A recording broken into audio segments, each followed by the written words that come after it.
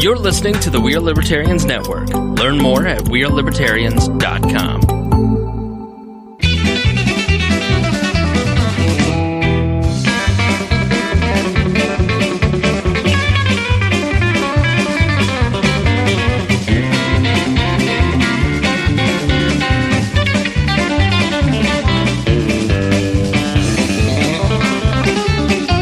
Welcome to the Boss Hog of Liberty podcast. This is episode number 134 of Essential Indiana's favorite podcast. I'm Jeremiah Morrell. Today I'm joined, as always, by co-host and producer Dakota Davis. That's right. Today's episode features Chris Guffey in the third host chair because he has put on his candidate hat. He is running for City Council Ward 3 in Newcastle, Indiana. And to my left, on the screen's right, is Jerry Walden, the current incumbent and Democrat holding the Newcastle City Council Ward 3 seat. We're going to be discussing a little bit of their backgrounds, candidate bios, make sure that you guys get to know each all the little details about each one of them before you vote for them in November. Details? Yeah. All of them? Do I need to be All like the Bob Lamey used to be with the Colts and explain that Jerry is wearing his pullover sweater with his nice button-down shirt with the thin pinstripes, and Guffey has chosen the long sleeve shirt, no pullover, blue and white, just like Jerry, but checkered pattern. If you join the Patreon, you'll see how much Guffey has emulated Jerry over the course of their lifetimes. That's right. That is a Patreon story. We're going to be talking to these guys about some city issues as well, the city finances and the current budget situation. Whether the city should own land and what they are doing with downtown, and whether or not each one of them are happy with the direction it is going. And then, of course, to end it, their goals if they are elected for the 2020 to 2024 term. So that's a hell of a commitment. 2024. Oh my God. Yeah. That sounds so you gotta promise to still live here and everything. That was in a song, wasn't it? 2024. I don't know. This show, it's an us show. It's about our lives in rural Indiana. We're here to push your boundaries, make you think as individuals. Sometimes we'll provoke you. Other times we'll make you laugh. We did that in the Patreon. We promised 0 laughs now in the free portion. I got to take my smile off. You get no laughs, but hopefully you always learn something new. So, very excited to have our candidate series continue. This is can't believe it. This is the third cycle we've done. That's right. We did a primary cycle. We did the general election in 2018. And now here we are doing the 2019 municipal election. We're almost seasoned pros. You know, this last primary is the first voting round I've not voted in since 1976. Wow. You saved us money, though. That's older than Jeremiah. You know what? I understand why, but it's just, I don't know. It's just sad. You got to get more people committed to running. I know. It's just sad. You know, more people involved in local politics. You could have run for mayor, and it could have been real exciting in the spring. Oh Lord, I'd never have that. Guys, it's a commitment. Chris and I had a conversation about the property tax cap and this budget go around. He threw some facts in that I didn't know, but when you take away $3.1 million for just our city, I like having nice streets and nice sidewalks and employees getting paid a fair wage, and I don't know, something.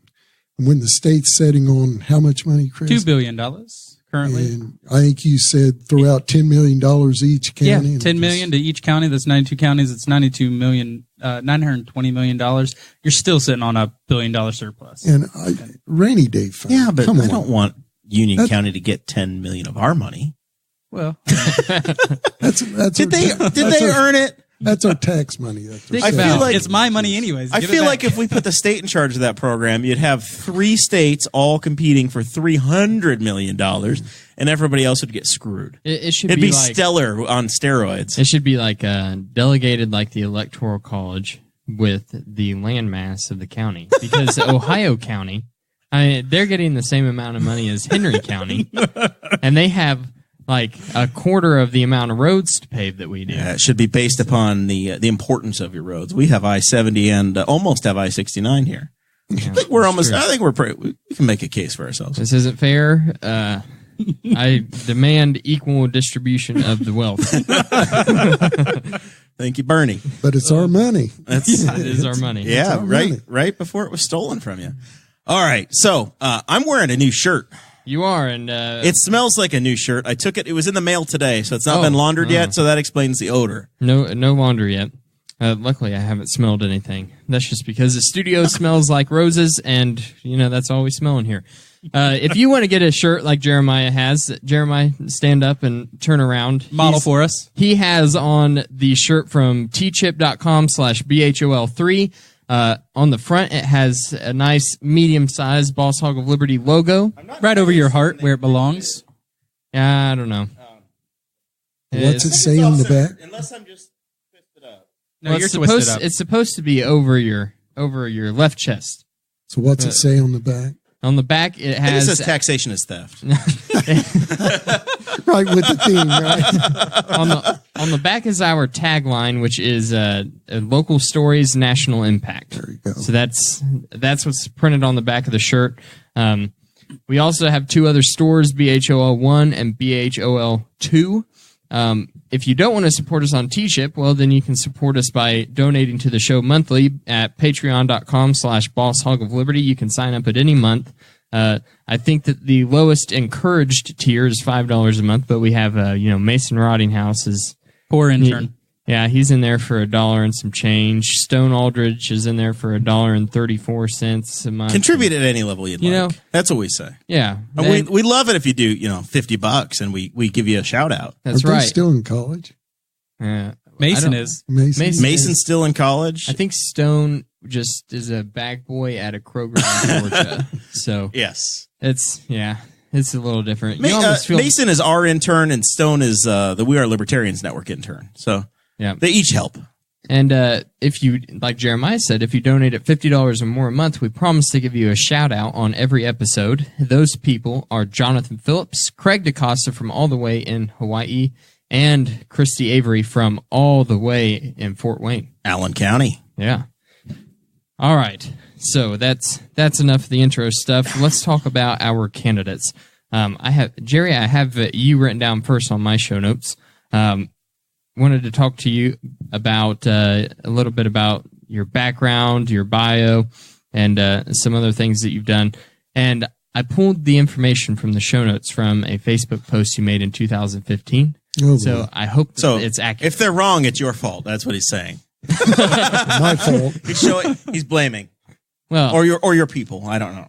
It was 4 years ago. A lot of things could have happened in 4 years. Maybe instead of just a master's from Ball State, maybe he's got his doctorate now. Who knows? Well, I should have because I actually have 2 masters and then a certification of school counseling, which is not a full master's just because I didn't decide to go to a You may have counseling facility to do work there, which I thought was a waste of you time. may have more degrees than all of the other councilmen and councilman candidates combined.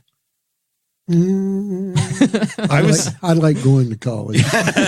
Well, Because I was looking today, and I think that there were 2 that ran their bios in the Courier today, and they're both they're not just, but they're Chrysler High School graduates. Yep. Mike honestly, England. my last master's degree was a pilot program through Ball State. And it was an total online. And we basically,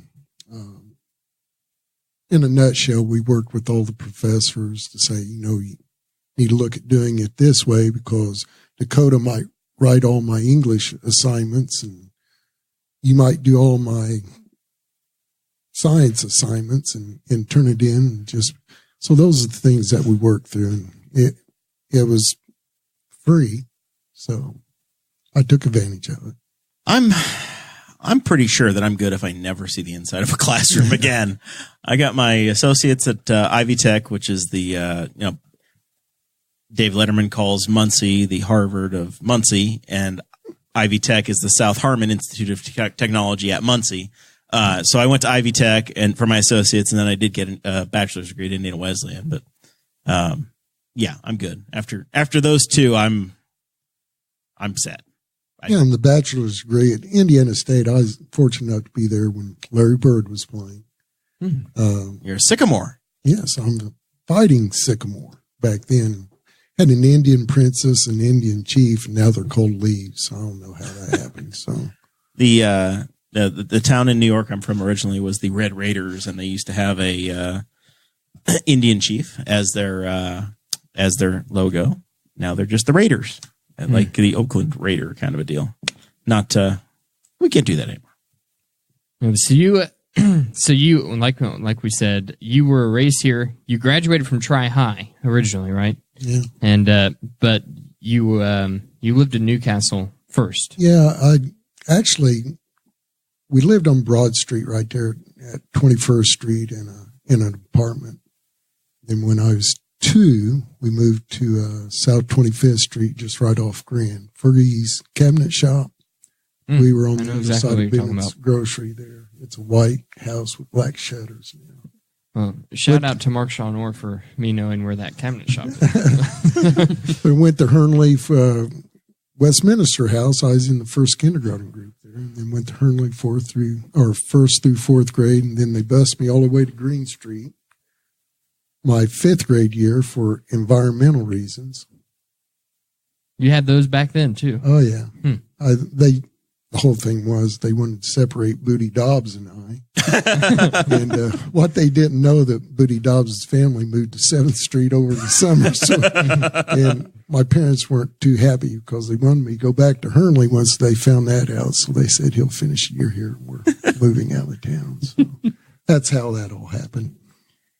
But then you went after high school at Tri-High, you went to Indiana State and got a degree in industrial technology education. Mm-hmm. What does that degree entail? Well, that's old school. That has what used to be called shop classes. Oh, okay. When I started out at Newcastle, I did my student teaching back here at Newcastle. Hold up your fingers for me. He's got all 10. What kind of shop teacher are you? Well, smart. Smart and careful. One that graduated from Indiana State. Yeah. But I did my student teaching at the middle school, and there was an opening that came about, and Paul Krauser was the principal at the high school. He was my principal out at Tri-High, and he worked out a deal with Indiana State for me to go ahead and fill that spot out while I still finished my degree, and I actually never interviewed for a teaching job at Newcastle. It just fell in my lap. I was in the classroom for 12 years, and I taught a little bit of everything. But my big thing was the drafting program. I changed it from desktop drafting. We did engineering architectural. You guys go to MicroStation or AutoCAD? No, we went to AutoCAD. We used AutoCAD 1, and we did a program with them. Larry Colby and I wrote a really nice grant, and what we had to do is send data back to AutoCAD. When you drew the screws and bolts and nuts, saved them on a disk. And now it's all drag and drop. So absolutely, we were on the groundwork with that. So I was in the classroom for 12 years, and then Dr. Pavey came knocking on my classroom door one day and said, "Jerry, I need to see you." And I go, "Okay. What'd I do now?" One of those things. He says, "You're going to go to Ball State and start working on your counseling degree." Okay, Dr. Pavey. So I did that, and I was in guidance counseling for 23 years, so a total of 35 years at the high school. And I was the full in charge of all the testing at the high school, and probably all the things that because I loved being around the kids. That was my favorite part of it, but when you don't believe in something, it's hard to go in each and every day and be in charge of it. And the testing is wrong, and just couldn't convince the state politicians of that. It's doing nothing to improve education. It's a battle that's still being fought. Yes, it needs to be done away with. So then you retired after 35 years at Newcastle High School, and according to the Facebook post in 2015, you decided you still wanted to be involved in the community and wanted to run for your city council seat. Man, Dickie Hahn, still true. Dickie Hahn was a neighbor just a couple of houses down from me, and when Dickie moved out of state, he had transferred with Chrysler Corporation.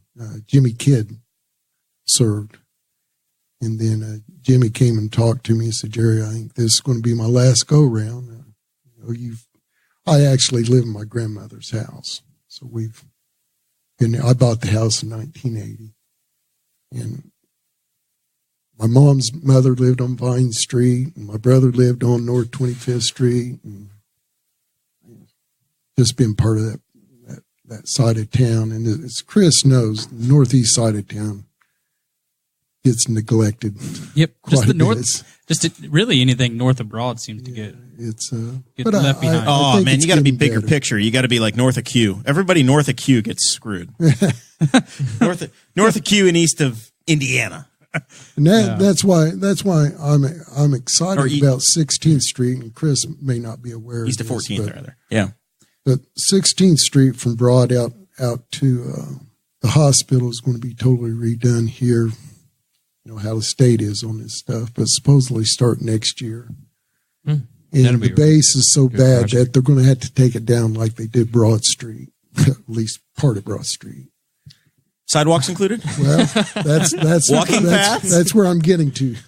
How walkable are we going to be? We have actually asked the state to consider taking sidewalks at least to Washington Street. And if they really want to do it right, out to the hospital. You know, we have nursing homes there. We have the hospital, which is the largest employer in our county. And Chris knows this, I'm sure, too, that people walk 14th Street like crazy. Oh, absolutely. And part of mine and Rex's plan that we've been looking at, and Jimmy started it with Rex, we're going to get the Ted Fitzgerald Trail from Wilburite Elementary to Osborne Park. That's going to happen. But part of this stellar, what we're trying to do is finish out sidewalks on 14th Street out to Garner Street. And that's going to tie that'll connect all the trails together. And guys, that's just common sense. Can't leave out that south side of town, that last connection between Southview and Woodbrook and the hundreds of houses that are down there. Yeah. Got to get that one tied in too. Well, that last 800 feet. And Aaron and I had a meeting over at the state capitol. And, Corey Murphy went with us, and they're going to redo State Road 3 also. And we had that third lane on the east side. Basically, what we offered up, is there any way we could give up that third lane and put sidewalks from 300 all the way out to Memorial Park? And really what hit home with me is Kathy and I go to Cafe Royale every morning. She has a hang up with that.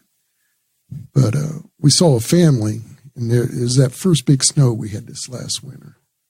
And they were walking with a baby carriage, two small kids, mom and dad. Dad was in a McDonald's uniform. Mom was in Burger King uniform. Cars were coming. They lift every kid up and baby carriage, put them in the snow next to the cemetery. And honestly, if you look at that area, you don't have to give up a travel lane. You've got, especially in front of the cemetery, you could have a walking path there very reasonably, and not have to even give up the northbound travel lane. But we were trying to offer them something to say, this makes sense. Yeah, it just makes sense with Walmart out there and Ivy Tech out there, and the next issue that we'd have to look at to get walking lanes across 3. Have sidewalks on the other side also. So, well, I don't think it has to be full blown sidewalks. Yeah. It just has to be. You have to be able to receive them. So would it need? It has to be a sidewalk, and we'd have to talk to the businesses over there. So I don't know. That's some of the future things that I'd like to see considered. It's just like 103. I don't know if you guys are aware of this. That's the only state road in the whole state of Indiana intersects I-70. It doesn't have an exchange. The only one. It's in our Henry County master plan. In the comprehensive plan, it's there. And it's requested. It's hoped for purposely. Yeah, and it's going to cost $80,000 just to do an engineering survey there. Holy cow! So my thing was, guys, you're redoing 70 from Greenfield to Richmond. That's our corridor that you're trying to build up. Why don't you just go ahead and do the engineering survey while you're at it? Because you're setting on How much money? $2 billion. $2 billion. To add that interchange, I would guess just in rough I can tell you what it is. numbers, 12 to 15 million. I would guess. They shot us figure 20 million. Yeah, that was being conservative. It was 13 million. Muncie turned down having Centennial over their bypass. They were going to build a bridge there, and they were only going to have access from 2 bounds instead of 3, or instead of 4 bounds, northbound, southbound kind of a deal. And that was a $13 million project, but that was going to add a bridge. So yeah, that's. And it could actually mirror the State Road 3 intersection. The exchange there. It'd be the same setup. Yeah, could be very similar. And think about this, guys. You have 500 between 103 and 3. What would that property there be worth? Because every economic development meeting that I've gone to that Corey's had, the number one priority for industry, new move-ins, is access to the interstate. It's going to be growth south. That's the most expected thing in the county and in the city. Obviously, and I would suspect, Newcastle moved, Chris, south, and it follows 3. It kind of looks like the shape of Alaska, where Newcastle it reaches all the way down and touches I-70 at State Road 3. I would suspect over time you're going to see the city limits, with the exception of my community, so that I can enjoy the lower taxes in white estates. You guys are going to keep annexing we more and more helped you and out more. with the sewer issue out there. So. Boy, Just could make you it help part me of some the more? Well, The grass that they just got to grow, they're digging up in front of my house are today. they again? Oh, Yeah, geez. I don't know how we're being blessed with another excavator, but they just got the grass seed to grow and they're digging again. Well, it's. I'm still floored that the state came through with what they did on that. I never would have guessed that would have happened. And that is because of a lot of hard work by Greg and Dave. It's honestly, you have to say that. Yep. I don't think the county knew exactly what. They couldn't go out there and build a new sewage plant. And we had the county's not in the sewage plant business. There's no way. It's a very convoluted project where the houses there had been paying city utilities for 50 years. And then you get to where all of a sudden it's not functioning, and it's like, well, hell, we don't own the asset. You've just been processing the stuff that's been coming down the line. It should have been done years ago, Jeremiah. That's a very strange. How we got there is not anything anybody in this room did, but it's just how the heck did we get there? No, it shouldn't have taken this long to fix that issue.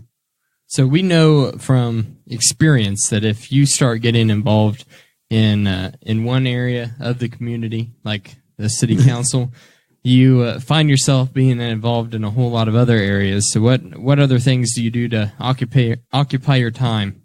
As far as related to city business, probably the most enjoyable committee for me has been the housing committee. We've taken on Castle Heights project, which is 14th Street to 19th Street, A Avenue to I Avenue, which, Chris, that includes just a little bit of our ward there. Veterans come in with some monetary help. Duke's come in with some monetary help. We're kind of using it as a test site, and I wish I had the exact numbers to share with everyone here tonight, but it's really flooring the committee, the data coming back as far as how many properties are actually owned by people who live there, what are rentals. Very few owner-occupied. It would surprise you. And I don't want to give any figures out because they're not exact right now. But how many houses have no electrical hookup? The bases have been pulled. No and power. No power. And how many have no water hookups? That's a theme all over the city, particularly in the third district here. As over the years, I've knocked on a lot of these doors for the last 10 years in different political races and volunteering and being a candidate myself.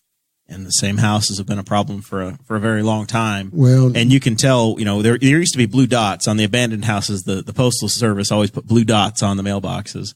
And now it's gone from the blue dots to the meter's gone. It's been so long the power companies come and take the meter and who you got to feel sorry for. I noticed today, Chris, coming home from work, they actually had the tear down going on Woodward down there in the 1700 block. You feel sorry for the neighbors who have to live by those properties. Yeah, because a lot of times, the yards get overgrown and neglected. It becomes a breeding ground for possums and raccoons. Well, that was overgrown, and that was city owned. And that, to me, that's what was embarrassing about it. Yeah. Chris, you get those requests, don't you? People asking what to do or how do you handle it? Yeah. So there's actually a house on my block that the weeds had grown up real far, and my neighbor was like, "Hey, what do I have to do?" And I'm like, "Well, hold on, let me reach out," because I know at some point I remember hearing, like, I know the city contracts out or used to contract out people, and so I was like, "Hold on, let me reach out to see if I can find somebody," because he was going to mow the yard anyways. I was like, "Let me see if I can get the city to pay you to mow the yard." So, how'd that turn out? I think he just ended up mowing it. They have a couple of contractors that go out and do that. Supposed to go out and do that. Yeah, like if you drive down 18th, there's a few houses on the west side that you'll see every month and a half. It's knee high and just shaggy it's looking. Always supposed to be 8 inches. Yeah. So can the and that's council right on 18th Street? Can the council give neighbors amnesty? If you say, hey, this is a nuisance and I'm doing this for the good of the community, for the neighborhood, is it a thing where the council can? No one's going to say anything. Yeah, the council can keep you from getting in trouble, and it's just going to be okay. It's abandoned. The council can't stop you from getting in trouble because technically, it'd be trespassing. But the city does not have any ordinance because I asked because somebody had told me that the city had an ordinance, so I asked about it, and the city does not have an ordinance that says you can't. We actually have an ordinance that says you can. It's like a Good Samaritan Act or something like that. It's like the Circle Drive in front of my house, Chris. I've mowed that since 1980. Yeah. That's city owned. City's never taken care of that. Yeah. And I got direct. And even becoming a city councilman, you still have to mow the damn thing. That's okay. We planted the pine trees there. There were no pine trees, and it's called Pine Crest. We planted new pine trees there. What kind of perks come with being a city councilman if you still have to mow the You still got to push most city ground. You know what? For the 1400 Plaza, Aaron and I both told the mayor, you put grass in there, we'll maintain the grass. We'll switch out months. Go take care of us. Yeah, you'll do February and March. Yeah. And then Dickin has to do April until November, and then the rest of them can cover from there. Yeah, at least. There you go. So, Chris, we need to get to your bio before we start getting into everything else. Alrighty. You decided to get more involved in city and county politics, following Jeremiah's campaign and helping out with that. You found yourself as a member of the Monuments Committee at Memorial Park because that's what we do in the Libertarian Party. We get involved with Memorial Park and then decide to run for office. Yeah, so you take a volunteer position with the government, then you decide we need to overthrow it. Yeah, it doesn't. None of this works. Is that what you call grassroots? That's it. You get on the inside and go, "This is terrible." Is that why you decided to run, or is there another reason? No, I actually had decided to run before.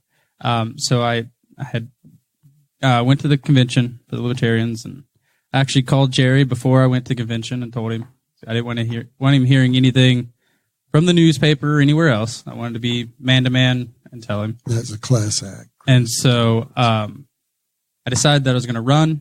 And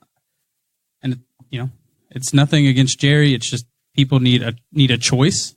This is our right to vote, and they need a choice. And the city elections aren't any fun when you don't have one. Yeah, and it's the process. I call myself young. Technically, you are young. You're younger than me, so yeah, I'll allow it. So it's time for the younger generation to step up and take pride in the town that they live in, and try to lead the charge and try to get us in the right direction that we think in 30 years, that we want to see the town in. So since you've decided to run, you've gotten pretty involved and going to meetings all the time, it seems. I work out with you in the morning, so I know how often you go to meetings.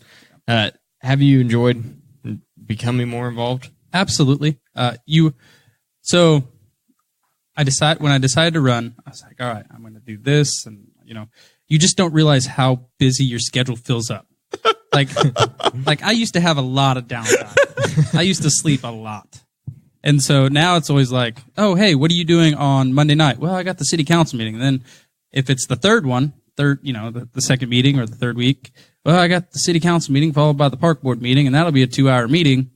And then next thing I know, it's, all right, well, the monuments committee is so-and-so. Do you want to join the monuments committee? I'm like, I'm going to all the meetings anyway. Why not? I'm like, sure. Sounds like a good plan. And then you get, you start developing friendships with like Sean Defoe, and so he's a member of Newcastle Downtown, and he's like, hey, we're looking for board members. Would you like to come on? I'm like, yeah, sure. So I joined Newcastle Downtown. Kathy Hamilton just called me last week to ask if I want to join the new Veterans Museum that they're forming. And so she doesn't know yet, but I'm pretty sure I'm going to take that. And then obviously go into the city meetings, and you just learn things that you didn't know was happening, and you just feel, more knowledgeable. And then when people have questions and they come to you and you're like, oh yeah, listen, I got that covered. I understand where that's at, and that's how it works. You start explaining local government to everybody else. Yeah. You start learning the players. It works out that people like your neighbor. You could find it could be something every night. Yeah.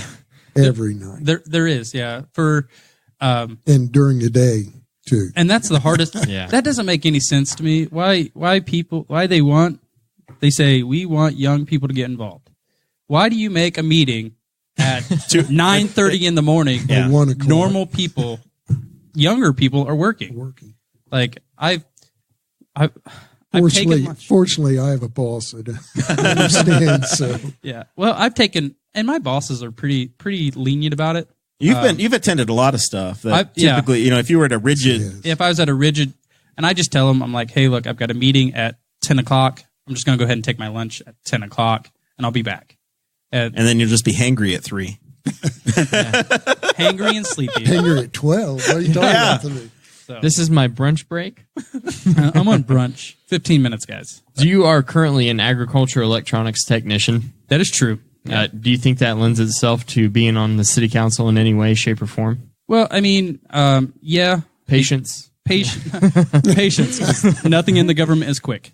And then also, you have to be able to look at schematics and find out what's wrong, and then you have to diagnose the problem, and then you have to diagnose what's the best way to fix it. You can look at something and it could be like, well, it doesn't turn on.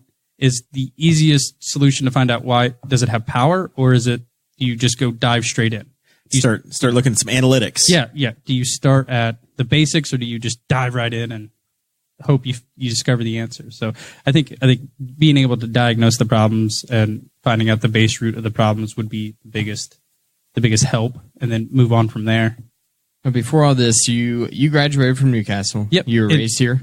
Yeah. So I was actually born in 1989 here in I believe in Newcastle. You're here for the 80s. Yeah, solid. For just made it. 6 months. I was born in 6 June. months. Yeah. So, and then I lived in Hospital Heights until I was about 12.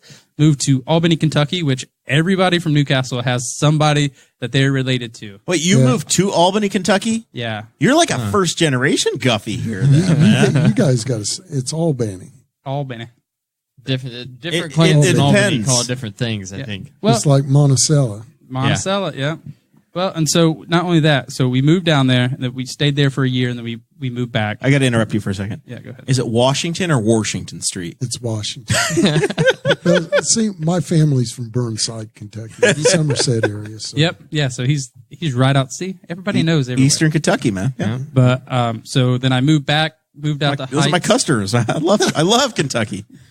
Moved out to Heights again, and then left there, and we moved around the city a little bit here and there. And 2009, deployed to Afghanistan. Got back 2010. Went to Lafayette for about 6 months. Determined that was not home. Now that doesn't mean you went to Purdue. No, I did not go to Purdue. I mean, PU, right? I partied. Glad Rex isn't here this week. I partied at Purdue, but I did not go to Purdue. You went on Saturdays. Yeah. Well, and so I was living in Lafayette, and at the time, I was actually making the drive back every Tuesday night to bowl in the Rose Bowl Mixed League. So I was driving 2 hours to bowl. You just could never let go of Henry County. No, it's home. Henry and Newcastle, it's home. So you always want to move back. So I moved back and been living here. And You you skipped a portion of time there. For 6 years, you were in the Army National Guard. yeah, I signed the contract in 2006, like late 2006, when I was a junior in high school. Was that just like a weak moment, or was it on purpose? No, I knew from the age of about 13 or 14 that I was going to join the Army National Guard. Because Your brother did it as well. my right? brother did. My brother's 2 years older than me. He joined, and I was like, can't let him go. Those girls like the guy in a uniform. I was like, nah. I was like, that wasn't it. It was it's my brother, and if anything were to happen to him, I couldn't let him just go by himself. So, Because they let you serve right next to each other. well, you can volunteer for the deployments, and so we probably could have got on. But luckily he didn't go when they went to Iraq in 08. Yeah, 07, 08.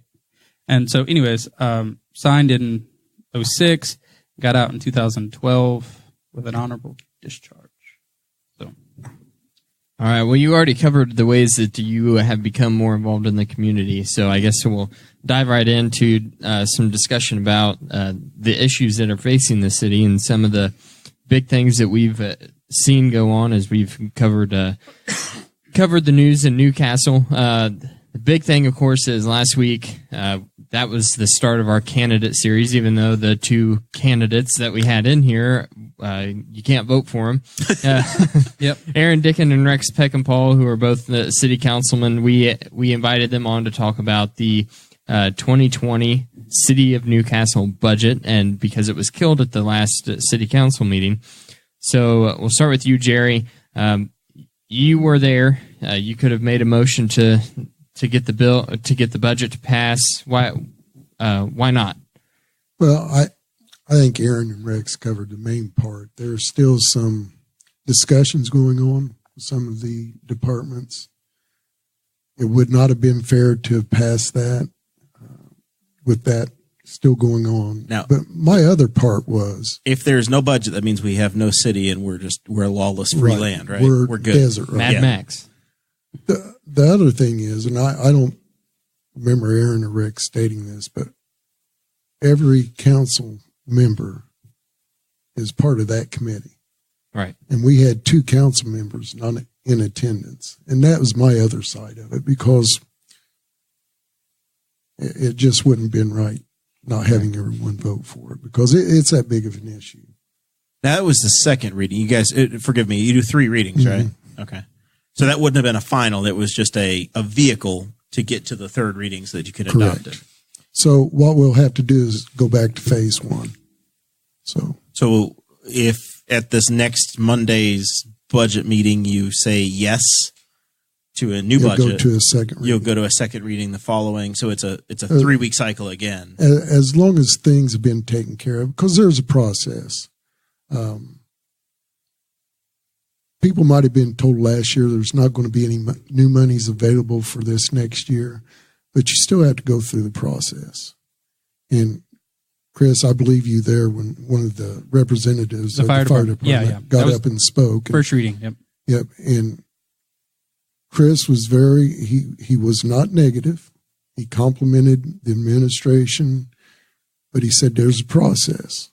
And there is. And there are dates to that process. And it need to go through the processes.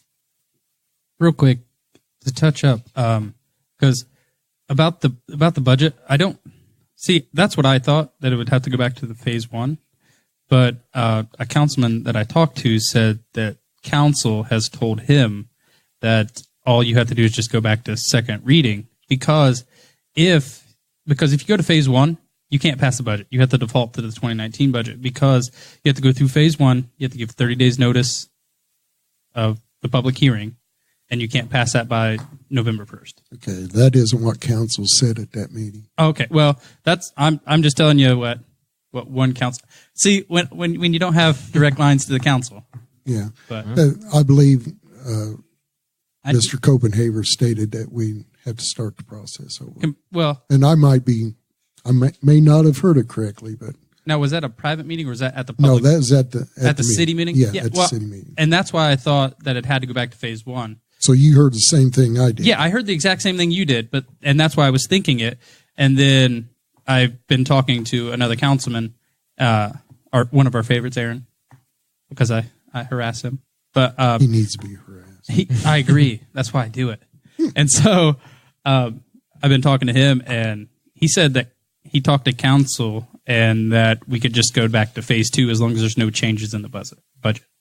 So, but if there are changes, yeah, if there's any changes, then you'd have to start the whole process. You could adopt at that point. You probably could pass 2 and then make a modification at 3, or can you change an ordinance the midpoint, or if you make any alterations, do you? You could make some. You can make some changes at 2. Yeah, and accept those changes, adopt them, right, and then you go to third and final reading. And with the budget, we speed through some things, but this will not be one of those things. Yeah. So, it's too important. So, Chris, and the thing is, I go through it line by line.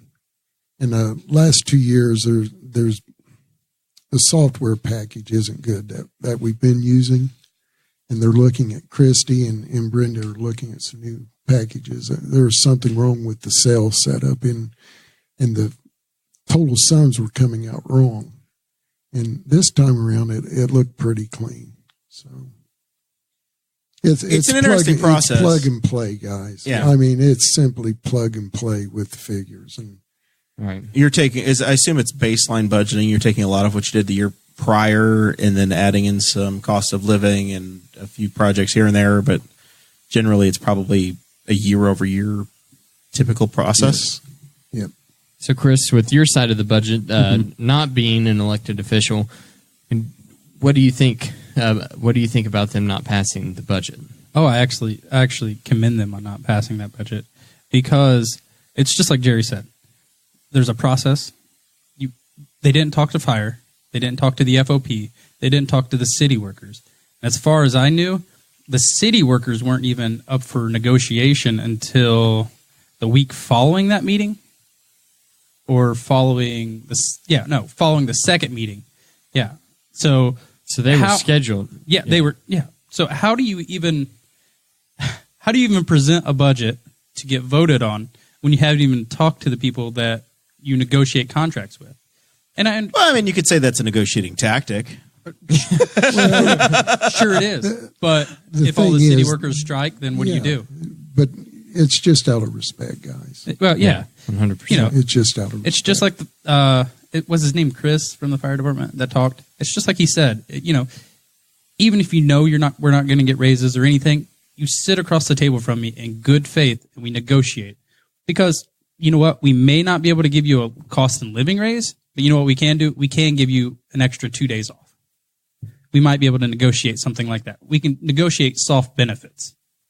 So in 2020, if you are elected and part of reading and approving the 2021 fiscal budget, what are some things that you would like to see in there that maybe get changed versus what's in 2020?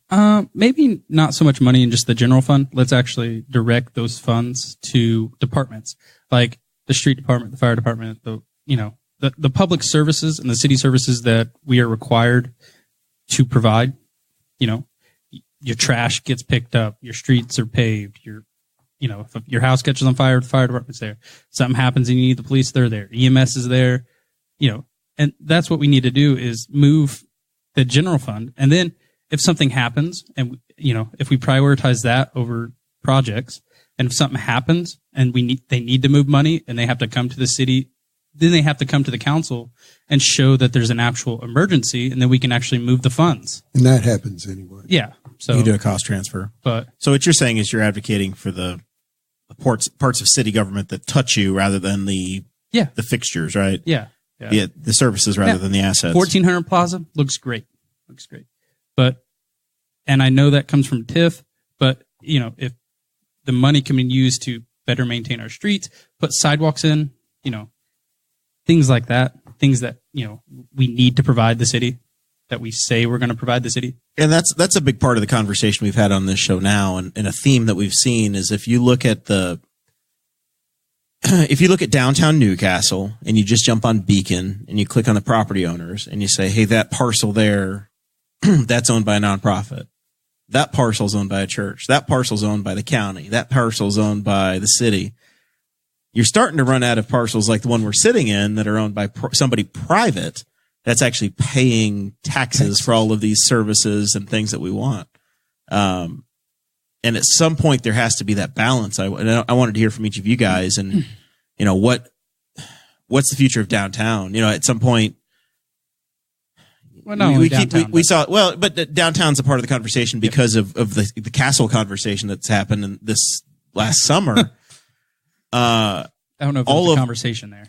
All of these buildings are trending. The Mariana Bank building is in the city's hands. It's just, you've had this theme. Can I get back to the budget just real quick? Sure. I think one of the things that needs to be looked at is the emergency services. Yep. Because right now it's 80-20. And I think that split needs to be changed. 80-20. 80% goes to the general fund of what they bring in. And they bring in a tremendous amount. Yeah, all the emergency runs that they do, and they've increased. And they've increased, and they're basically going to be countywide before too long. They kind of are now. And I think Josh has some really good concepts to go along with that. And with the new facility, which is going to be awesome. I don't know if you guys had a chance to go in there. I haven't yet. Career program's already putting it to use in their night classes there already. We've seen the pictures on their Facebook page. Yeah, you guys need to go in there and see that. This is in the old RMC building? Yes, in the front part there. But that's one part that needs to be looked at specifically. As far as downtown, guys, I've seen Broad Street go through so many transitions. When I grew up, that was every Friday, Saturday night. Mm-hmm. When they put the mall in down there, that was the stupidest thing that could have ever taken place. Cruising was a big deal and had been for a number of years. Then when State Road 3 went in and people started moving their businesses down there, it got in bad shape. And we needed something to anchor that. Now, is 1400 Plaza what I envisioned it to be? No. I bumped heads with administration over 14th Street. That was probably my number one thing. I traveled that for 35 years, 32 years, because the last 3 years I couldn't use it. They were going to close that down. The first year of this show, we were asking for some hero to come out there and remove the barrels for us because that is the only road that goes through town that's not interrupted with a railroad system now. Matter of fact, it goes all the way to the southern boundary of Henry County and all the way to the northern boundary of Henry County, uninterrupted. You want to close it right in downtown, right in the middle. I'm not for closing any streets, but if you wanted to close a street, why didn't you talk about closing 15th Street now? It goes nowhere now. Well, I mean, I wouldn't call the library nowhere, but I mean, if you want the librarians picking on you, I saw Parks and Recreation. Those people are vicious. At Broad Street, though, once you get past Broad Street, it ends because of the closing of the railroad crossing there. And that is true. That was really frustrating for me. It was a big deal to the post office. I talked to Kyle several times. It was messing up their routes coming into town because it still showed that being open. That's how I went to get Jack's Donuts. That's how I went to Dairy Queen. That's how I came back from baseball practice for 18 years. At this point, I want to raise a practical question.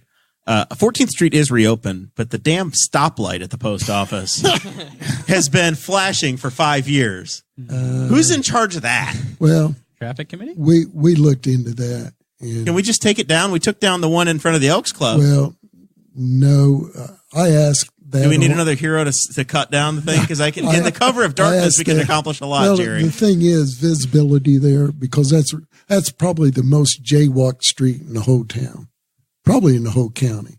Yeah. But with the nursing home facility there, Brandy out there with her dog, and it's a visual thing.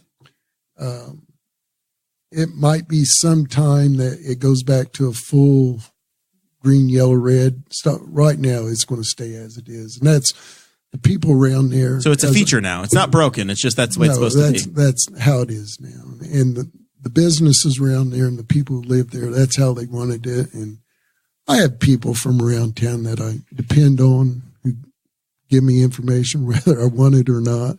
But they're very honest, and you got to appreciate that. Mm-hmm. And it was hands down, leave it as is. All I gotta say is, But we did look into it. you go north that way. If you stop where you're supposed to, I cannot see that light. Like I can't. Like at the bend. No, because you're underneath of it. Yeah. yeah. So let's move that back. So, as an overall big picture thing, as far as the city owning buildings, like the interest that was expressed in the Castle Theater, you a supporter of that? You're shaking your head no? No, I would have never voted for that. Yeah. And I don't think the council would have voted for that. Are there any city doesn't- buildings we need to get rid of now that we shouldn't have? Well, Jerry's like, hold on, let me throw a dart. Which one? that's a fence that you really had to walk. You don't want it to sit empty. We're not fence walkers here, man. But you don't want it to sit empty, because when anything sits empty, it decays. And if you can't have it occupied with something going on in there, you're going to be tearing down. The best example is the big warehouse right across from the drive-through there on Broad Street. Oh yeah, At 23. Yeah. No, yeah, I think so. I know which one you're talking about. Yeah. It used to be an old suntan. Yeah, but Suntanning if place. you look at it, yeah. it has a hole in the roof. The guy lives in, I think it's California, Chris. Yeah. Is that what I've been told the last 4 meetings? But now, if you look at the wall, notice that the brick is popping. The one window broke out 2 weeks ago. You get water in it, and you don't have heating and cooling, and the roof fails. It's starting to move. Yeah. Well, we can't do anything with the owner out of state. Yeah, we can't So that put means him in the cords or anything. that the city's going to have to be responsible for bringing that down. And that just bites me in the rear end.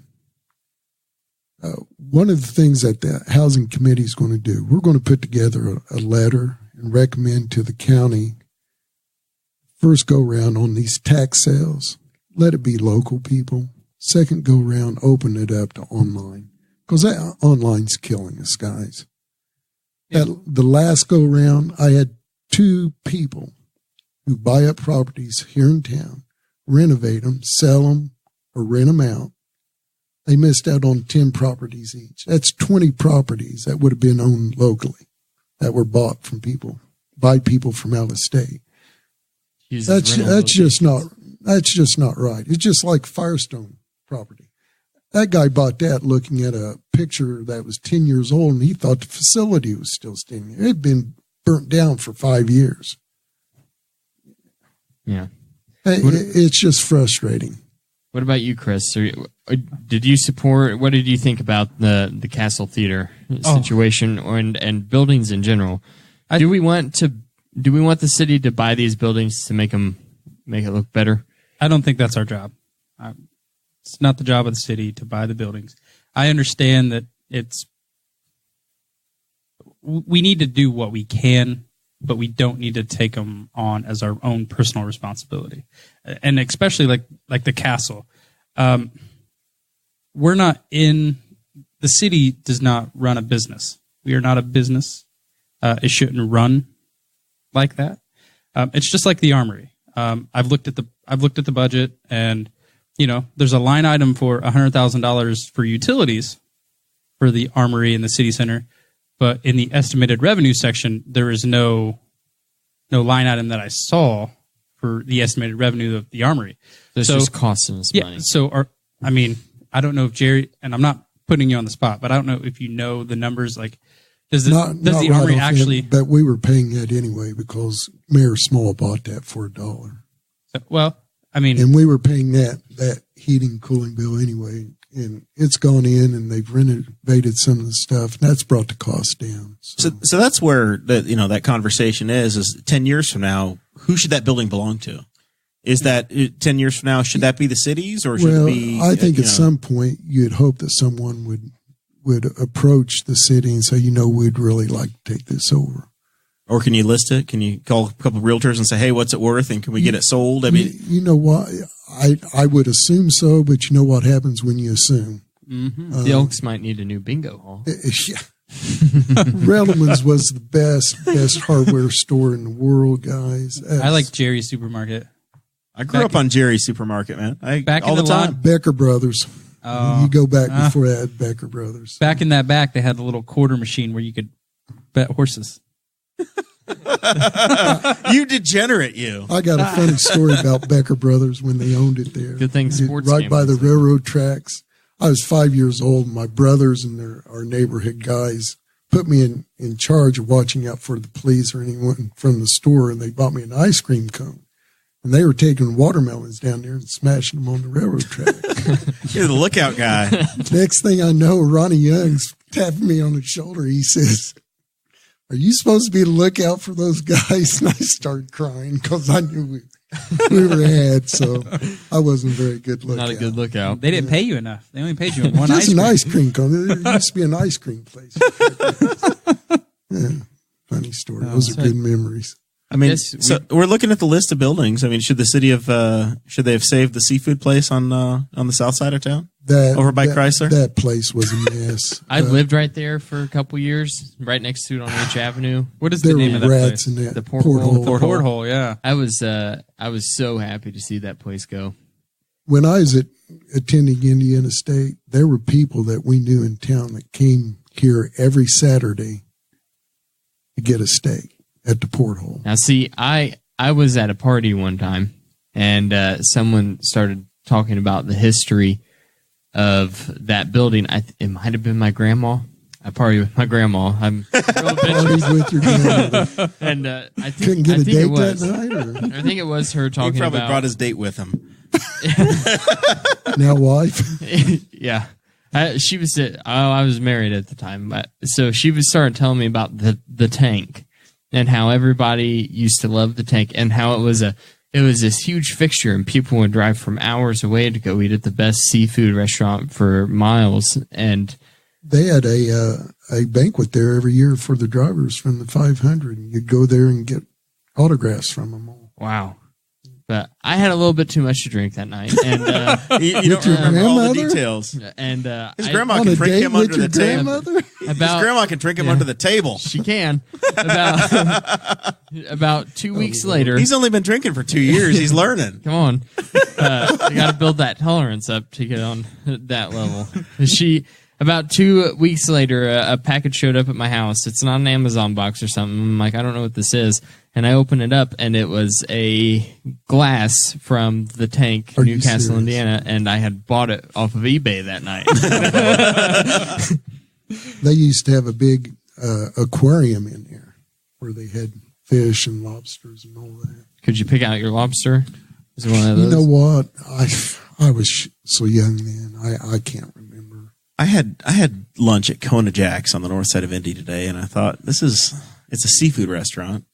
And really good seafood restaurant. A seafood is got to be the only place where you have aquariums. You're just looking at fish, where you're eating fish. Just, you don't go to a steakhouse and like have they don't have cows just wandering, sitting in the lobby, or you're just looking at an Angus or little baby calves. So that's tomorrow's veal. It sounds like a business venture for L&K Farm. But the porthole they were known for their filet mignons. So, really? Yeah.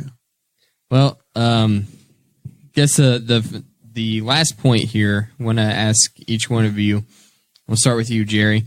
If you are elected again in November, what are the big things you want to focus on for the next term? I really wanted to see these sidewalks through on our part of town. I just think it'd be very beneficial. You know, I had the water separation project that ended right there, Parkview Avenue as we are. But putting in those new sidewalks down through there was awesome. That used to be a gravel pit way back in the day. Brick factory where, or cement block factory where Henry County Glass is. Block apartment building. Yep. That's where the office was. But if we could get those extended out and connect the hospital to the rest of the city with sidewalks, and connect Garner Street with sidewalks, and connect Wilbur Wright Elementary with sidewalks, it's going to be a safety appeal. And, you know, down the road, we might be able to connect Michigan Street with sidewalks, you know, since they don't have any right now, or 24th Street out to Osborne Park with sidewalks.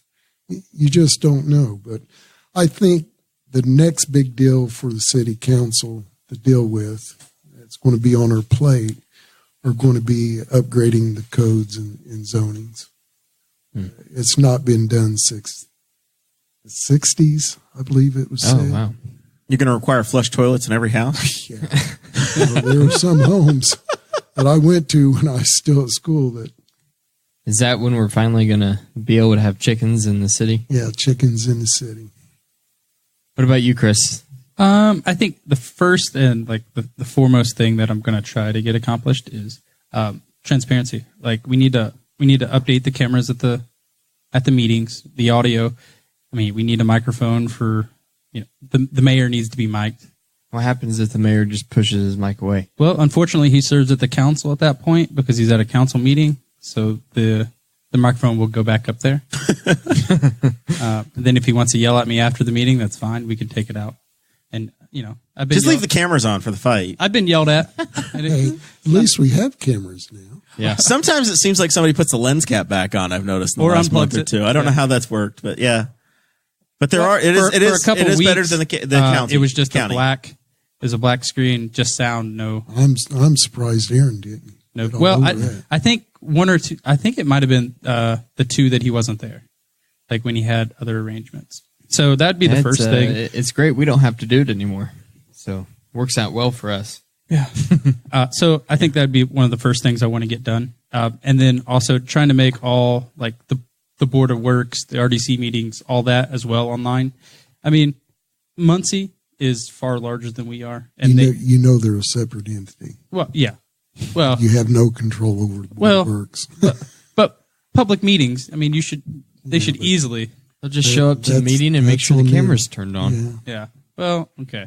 Anything in your room, right? Yeah. You guys control that room. So in theory, you could say, hey, council chambers, this equipment's on. Y'all can have your meeting now. Yeah.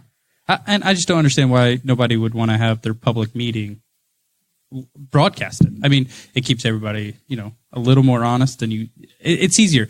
Just like we discussed earlier, you know, the Board of Works meetings at 9:30 in the morning.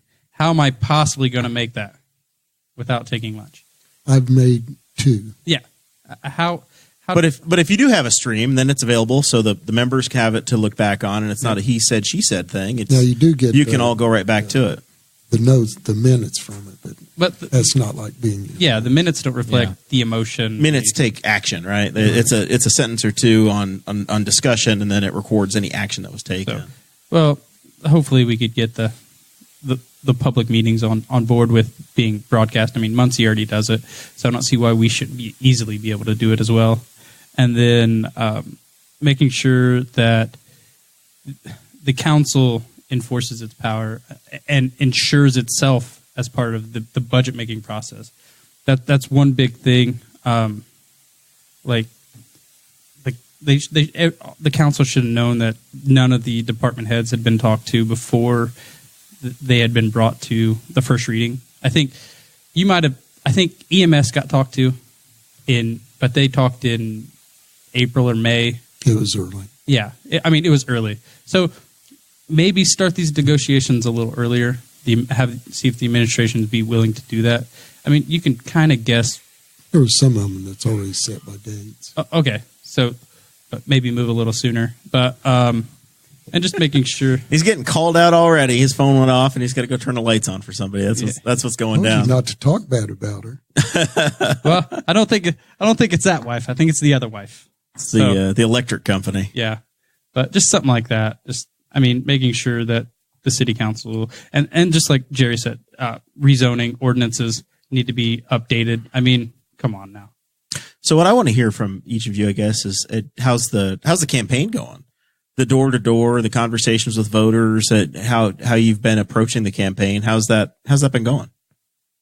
For me, probably one of my benefits was being at the school for so long.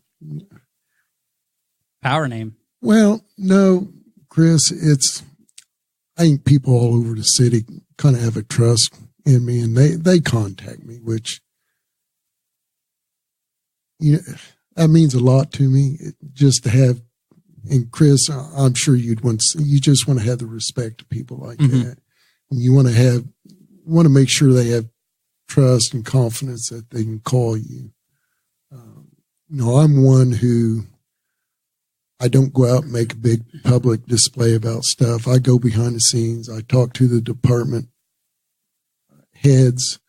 And Chris, you probably notice this. I'll think Kenny Dale or Lee or someone because of something we've discussed, or some other committee member. I guess that's the counselor coming out in me.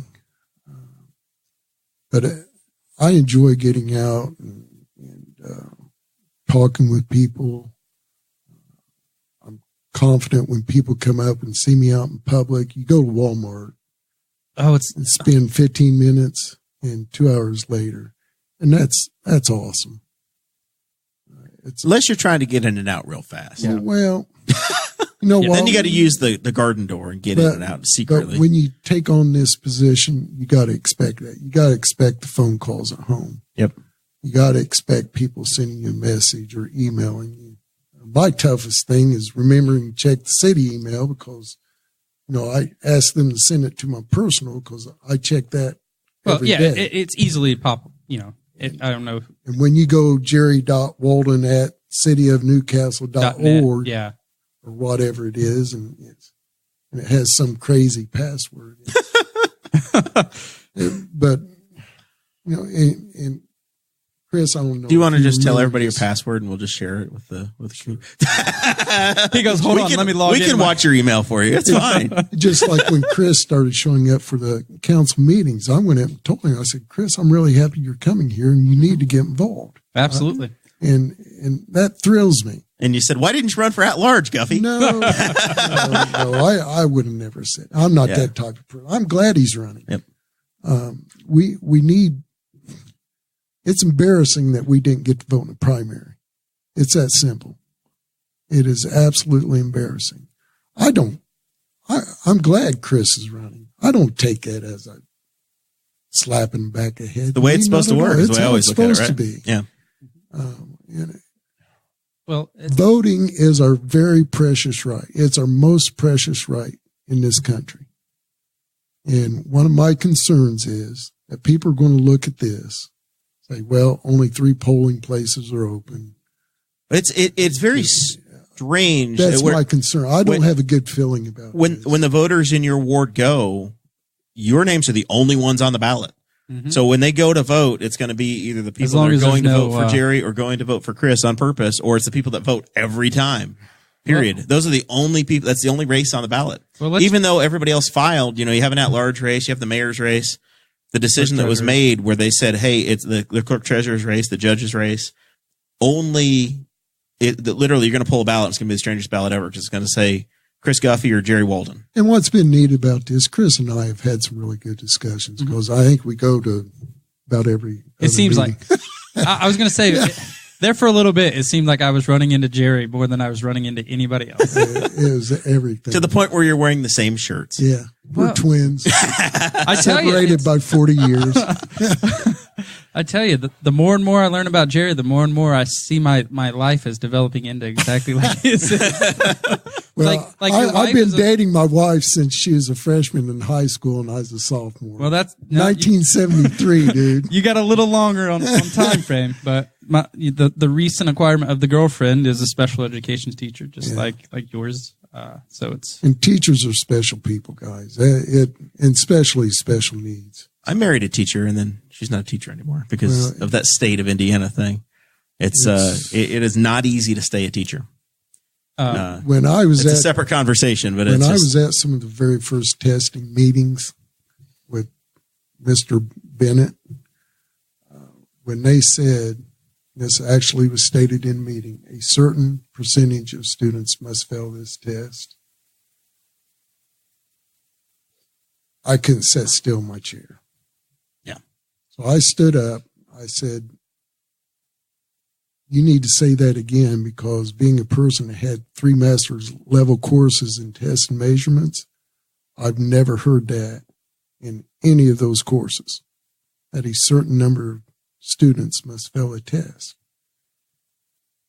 If that's what they're looking for, people, those millions of dollars we've been spending on this test has been thrown down the drain. And it's a shame.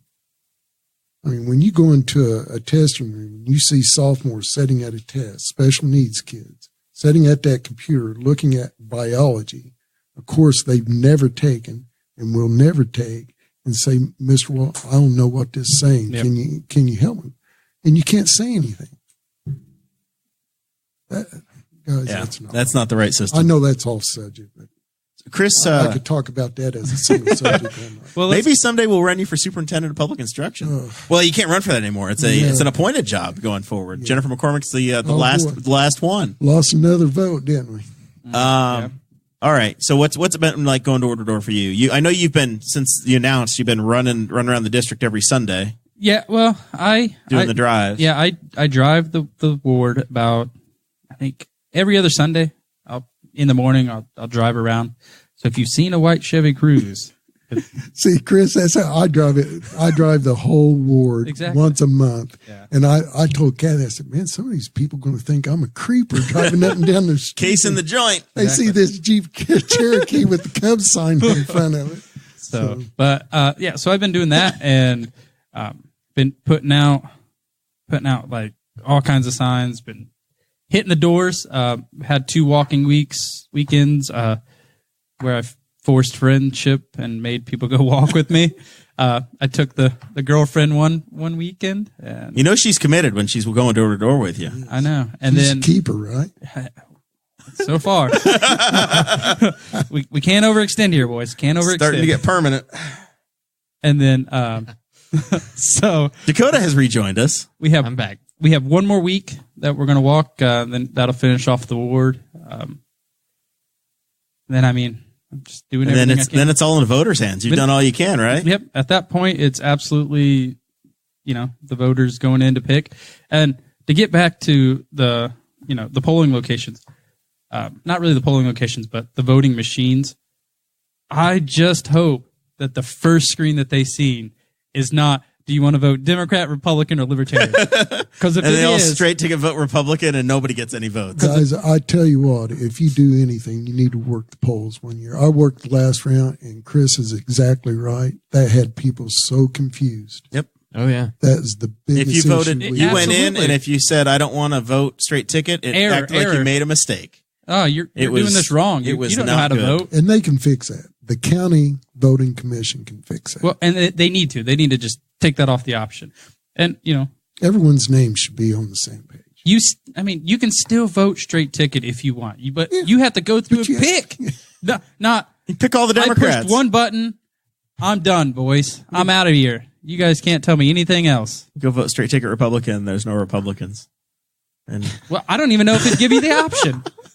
Yeah, that's a good question. It might just be, do you want to vote Democrat or Libertarian? But probably ought to go get a sample ballot there, Mr. Libertarian Chairman, and see what it looks like. I'll find out, because, Chris, one thing you do want to do is vote early. Don't wait until voting day. Oh, yeah. Because you'll be way too busy. Oh, so when Jeremiah ran, I worked the polls for him, and I'm like, glad I voted early. But it really should be one page with whatever office is being ran for, with everyone's name on that one page. Yep. You should have to pick. Yep. You shouldn't have, and it's not taking away any any right of You're not being yours. disenfranchised, No. right? You can still vote straight Republican, straight Democrat, straight Libertarian. You just have to put in just a teeny tiny extra bit of work and take a little extra time just pushing 5 buttons instead of just pushing one. And you know what? Or don't vote in all the races. Well, or Only vote for people that earned your vote. yeah, or you don't have to vote in all the races. But you know, you may skip over to the third page and you're like, well, I don't know this guy, but I know him, but he's a Republican or a Libertarian, and I only vote Democrat, but I'm going to give him a chance. Guys, But- the day I vote straight ticket, this country's in trouble. Hold on now, because you're going to vote straight ticket, technically. You only got one choice. This country's in trouble. All right. But that's We're getting to that point in the show where we probably ought to start putting a bow on it. So we'll go around and get some final thoughts from folks, see what see if we missed anything, if there's anything you need to plug. Mr. Guffey, you're on the right. We typically go in counterclockwise fashion around here, so you're on the clock. No matter where I sit, I'm always the first one to go. Congratulations. So it's the blue shirt. must be. But no, let's see. If you want to reach out to me, I make my Facebook page, either my personal page or my campaign page is very accessible. My email address is on the campaign page. My phone number is on the campaign page. If you call me between the hours of 8 to 5, just leave a voicemail and I will get back to you. I may You're out there working for the man. I may text you back, but I will reach out in some fashion. Or unless you want me to call you back, just tell me to call you back and I will. But let's see what else. Friday, I'm going to Jeremiah. Where are we going? I'm going to Clifty Falls. And I'm going to apparently Clifty you're Falls. You're following me. I just found out about it tonight. Paige doesn't know. I haven't told her, but she's watching the podcast now. So Paige, Friday night I will pick you You're up. going darn near to Kentucky. We're going down. Going to go down there near Albany. So, but Down there near Milton. either way, I will say I've had the pleasure of running against Jerry. Perfect opponent that I would I'd like to run against. He's nice, and he still doesn't. Well, you know, because sometimes Please now. I mean, there's only a couple weeks left. He could turn real nasty on you if you upset him. I don't. I feel like that's not the kind of person he is. But never do that. he still takes my phone calls. Still talks to me in the meetings. He hasn't excommunicated me yet. We'll see how Never it goes. will. But no, Jerry, seriously, it's been a pleasure. Either way, I think the city's going to go in the right direction. Yes. All right, Jerry. Anything we left out? Anything you wanted to cover that we didn't go? You got 5 open minutes to talk about the education system if you want to. It'd take 5 hours to do that. Just like Chris, the only thing that I'd like to add, my home phone number's on there. Yeah, I still have a old-time phone. You want to give those telemarketers somebody to call? Oh, yeah. I Have you bought some car warranties? I love lately? playing games with them. But the only thing I ask, if I don't recognize someone's number, I don't answer. But please leave me a message with your name, and I'll call back or message back, ever how you get a hold of me. Chris, at some point, not saying it's going to be this point, but at some point, you'll find out what it's like to be in a leadership role like this, and it's intimidating. Yep. You're in charge of a lot of people. A lot of people are expecting you to do things for them, and you get tugged in a million different directions. It's a huge responsibility, but take joy in it. I've enjoyed my whole time, this 3.5 years. I've only missed 2 meetings out of all of them. One, because first year we already had a family vacation that we'd gone on for over 20 years, already set up. And another time I didn't need to be around people because I was so sick. So I'm not going to make others sick, but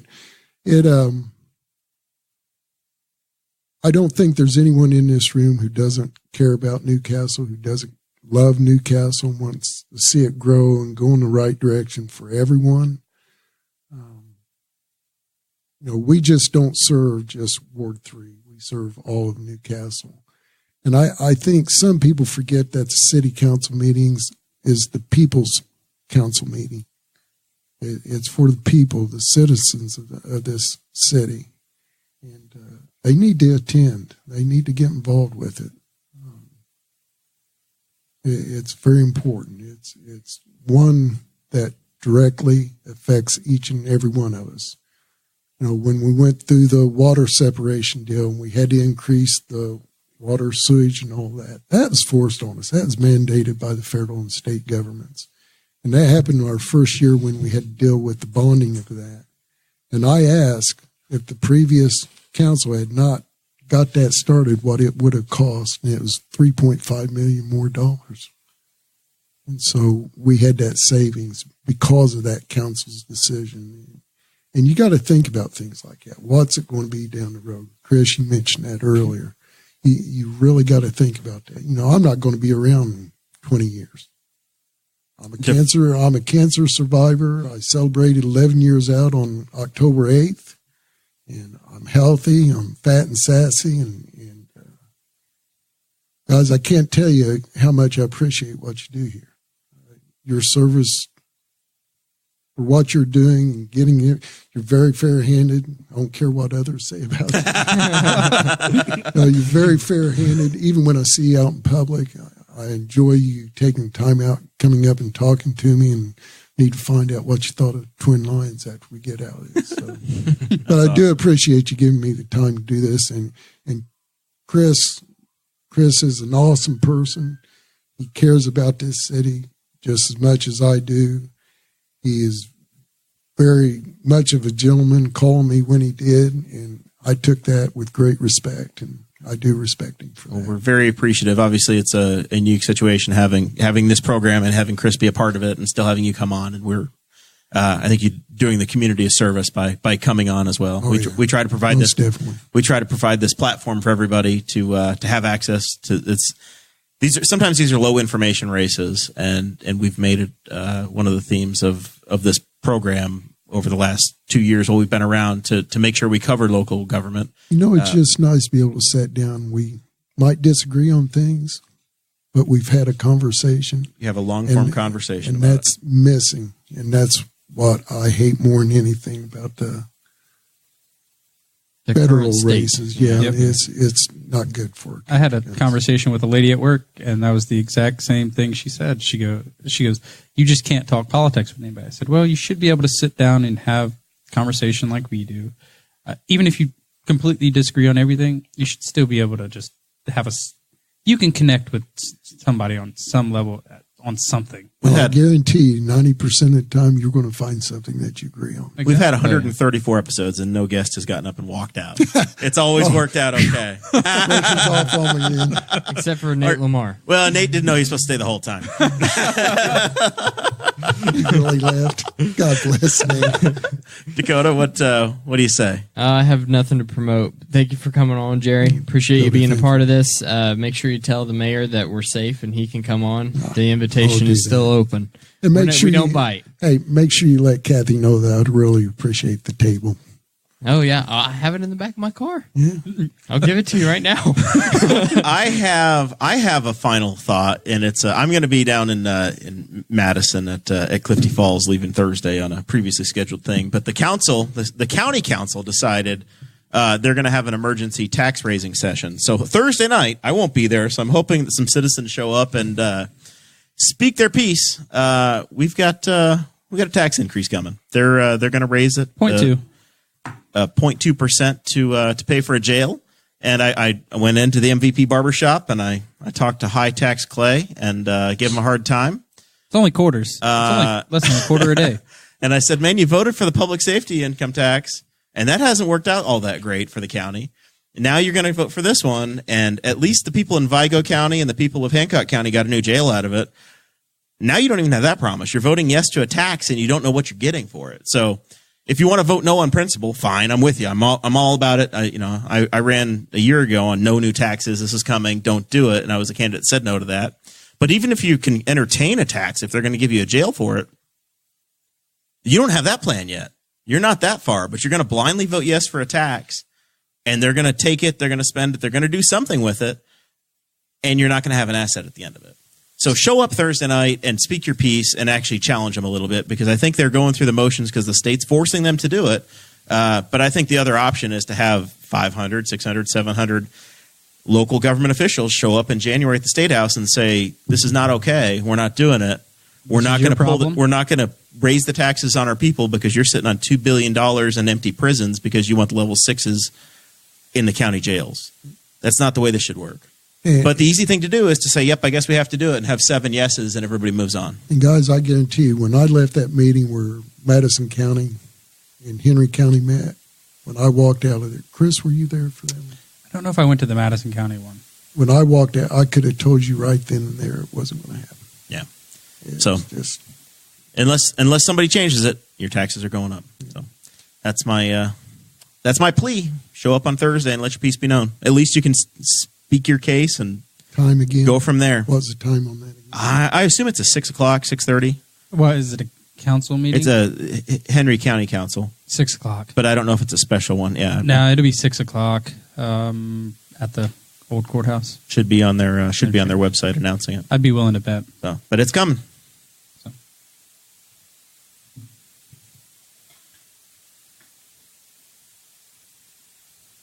Thank you for listening to the Boss Hog of Liberty, which is part of the We Are Libertarians Network. I am Chris Spangle, and I am the founder of this network, and I invite you to listen to all of our shows, which you can find at WeAreLibertarians.com or by searching for these in your podcatcher. The flagship show is the We Are Libertarians podcast, where we apply libertarian principles to current events. The Brian Nichols Show is a conversation amongst Republicans, Democrats, Libertarians, Independents, as they talk about what is happening in the news. And we have many other podcasts like The Chris Spangle Show, Upward, The Cost, Raw Audio Politics, Miranda's World, and Tad Talk, which is quite a ride. So check all of these out. Go to WeAreLibertarians.com and you can check out all of our great podcasts. Thanks for listening. Thank you for listening to the We Are Libertarians Network. Get our other shows at WeAreLibertarians.com.